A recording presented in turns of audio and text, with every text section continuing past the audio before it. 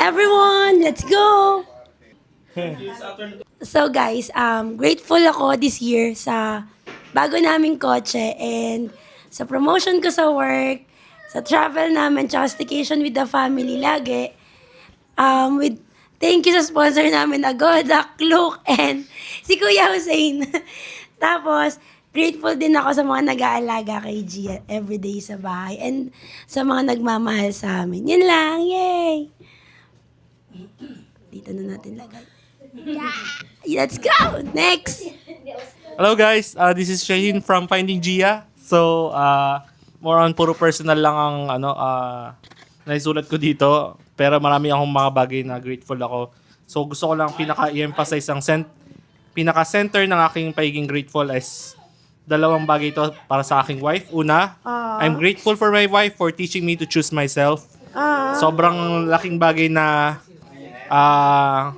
pinapabayaan ko na yung sarili ko. So, she made me realize na piliin ko naman sarili ko. Ayun. So, pangalawa, grateful ako kay Land Bank dahil tinuturuan niya ang aking wife na to keep on growing. So, lahat nakapackage na yun doon. I'm very thankful talaga. Sana tuloy-tuloy pa rin ang growth niya. Yun lang. Yay! Yay! Ang ingay nyo! Yay! Hi guys, so I'm very grateful for year 2025 kasi lahat kami sa family ay very healthy. Pangalawa, financial recovery, and finally, more travels to come. 40 plus hotels ang nabook namin from one hotel. And of course, finally this year din na-achieve natin yung aming goal na after 20 years napunta kami sa Singapore. Yun talaga ultimate dream this year. Thank you! Yay! I am very grateful for this year 2025 that my family members are all in good health. Yay! Thank you, God, the Almighty Allah. Yay! Oh, next, okay. I'm grateful this year because I traveled Hong Kong and Singapore with my family. Thank you. Ang aking manager, si Hussein Ipanga. Yay! Merry Christmas!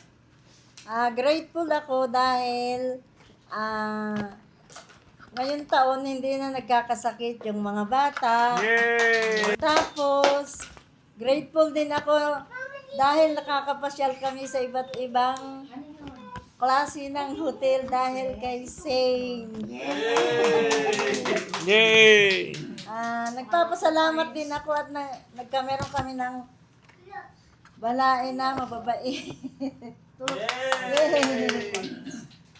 Yun lang. Thank you. Yung sinabi mo lang sa akin kanina. Pinasasalamatan, ngayong taong ito ay ang travel ko sa Singapore dahil isa ito sa country sa Asia na gusto kong marating. Tutugo na lang, Korea at Japan. Hopefully ay marating ko rin in the near future, in God's will. Second ay ang lab test ko na nag-normal na ang lahat na dati laging nasa borderline. Ang cholesterol at blood sugar. And last but not the least, ay sa apo kong makulit pero siya nagpapasaya sa akin. Kahit anong pagod ko ay nawawala kapag tinawag na niya ako ng Mama Gigi. Thank you. I love you, Apo. Pasalamat ako sa kanila. Dahil kay Kay Hussein, kay Sina, kay Said. Mula si Said, pero so, pasalamat kayo dalawa. Tinutulungan niyo ako. Yung awa ko, kaya ako nagpapantay to. Yay! Dalawa mo nag-aalaga sa Gia, umiiyak! Nagpapasalamat ako sa buong taon ng 2025 dahil lagi akong kasama ng Mipanga family. Higit sa lahat, kay Insane World, Finding Gia, Senensik, Merry Christmas sa inyong lahat. Yay! ayun, for this year, 2025, ang dami ko rin gustong mga bagay na pinagpapasalamat. Una, grateful for the opportunity to have a flexible working hours. At saka syempre yung meron ka pa ring trabaho ngayon. And flexible working hours kasi I'm working hybrid. So may time na nag-work from home, meron namang nasa office. So grateful din ako kasi meron akong strong support, family, in-laws, and of course sa side ni nanay.